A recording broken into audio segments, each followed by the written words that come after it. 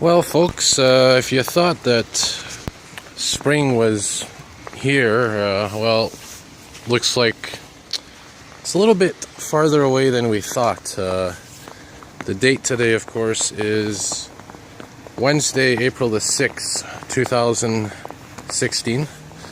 And as you can see, we are in the midst of a snowstorm here. And just going for a walk here to Charlevoix Metro. Try to get some Azure filming done. See if there's any Azures out tonight.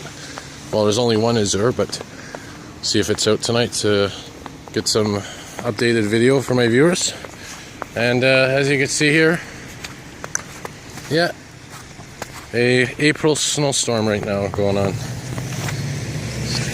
I guess not really unexpected. I mean, this time of year, the temperatures are around the freezing point, and you know, this is something that brings back a memory. A couple of years ago, I remember it was in May actually of, can't remember the year, it might have been around 2010, 2009 maybe even.